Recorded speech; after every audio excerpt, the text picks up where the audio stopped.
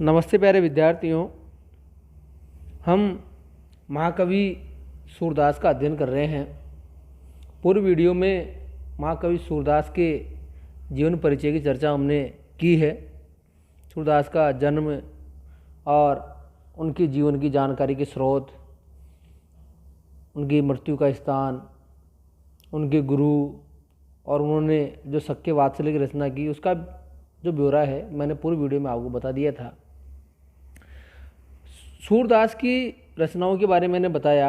Doctor Deendayal जो गुप्त है उनके द्वारा रचित 25 पुस्तकों का उल्लेख करते हैं। मैंने पहले बताया था प्रमुख 3 रचनाएं हैं, सूरसागर, सूर सारावली और साहित्य लहरी। इनके अलावा सूर पच्चीसी, सूर रामायण, सूर साठी, राधा रसकेली ये भी मानते हैं विद्वान इनकी रचनाएं। हालांकि प्रसिद्ध 3 रचनाएं हैं। महाकवि सूरदास ने अपनी रचना में ब्रज भाषा का प्रयोग किया है। ये भी आपको याद रखना है क्योंकि 2 नंबर का क्वेश्चन आता है, बात संबंधित भी पूछ लेते हैं वो। इनकी 3 रचनाएं हैं, सूरसागर, सूर सारावली और साहित्य लहरी। मैं थोड़ा थोड़ा बताता हूँ इनके बारे में आपको। सूरसागर ये इनकी प्रसिद्ध रचना है।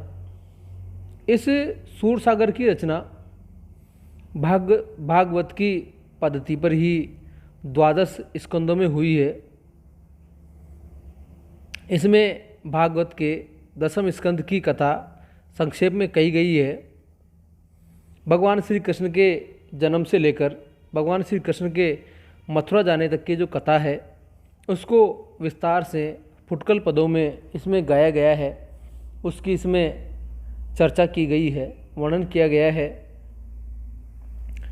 ये रचना इतनी प्रगल्भ और काव्यपूर्ण है कि इनके आगे आने वाले जो कवि है उनके बारे में तो शुक्ल जी कहते हैं कि श्रृंगार और वात्सल्य की जो उक्तियां हैं जैसे जैसे सूर की झूठी सी जान पड़ती है। इतनी प्रसिद्ध रचना है ये। हमारे पाठ्यक्रम की जो रचना है भ्रमर गीतसार, ये भ्रमर गीतसार इसी का एक अंग है।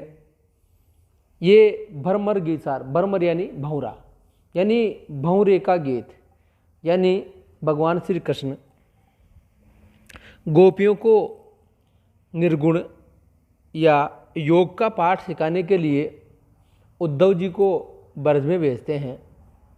गोपियाँ उद्धव जी को भंवरे की उपमा देते हुए उनसे वार्ता करती है।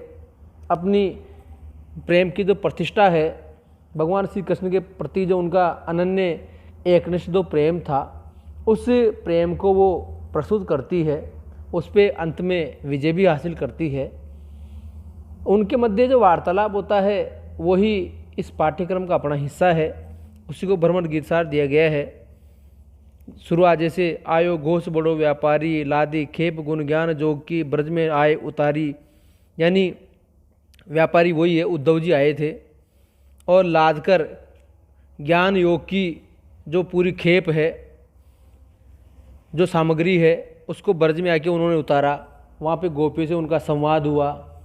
संवाद होने के बाद वो योग सिखाना चाह रहे थे, लेकिन जो गोपियाँ हैं उस योग को कड़वी ककड़ी की उपमा देती है, उसको नहीं मानती है, नहीं सीखना चाहती है। वो तो केवल भगवान कृष्ण के जो प्रेम है उसकी चर्चा करती है। दूसरी रचना है इनकी सूर सारावली।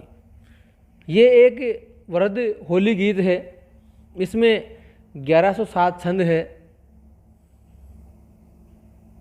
तीसरी रचना है साहित्य लहरी।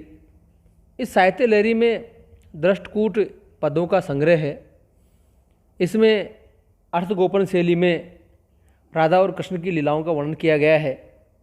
साथ ही अलंकार निरूपण व नायिका जो भेद है उनका भी उदाहरण के द्वारा इसमें प्रस्तुत करने की प्रक्रिया इन्होंने अपनाई है, जो कूट पद भी है। साहित्य लहरी के एक पद में सूरदास जी चंद्रवरताई के वंशज थे, ब्रह्मभट्ट थे, ऐसा उन्होंने अपने पद के माध्यम से स्पष्ट किया है। साहित्य लहरी का जो एक पद है उसके अनुसार सूरदास चंद्रवरताई के वंशज ब्रह्मभट्ट थे, ये सिद्ध होता है। प्यारे विद्यार्थियों, ये 3 रचनाएं थी, सूरसागर, साहित्य लहरी और सूर सारावली। इनके बारे में संक्षेप में हमने आपको बता दिया है। धन्यवाद।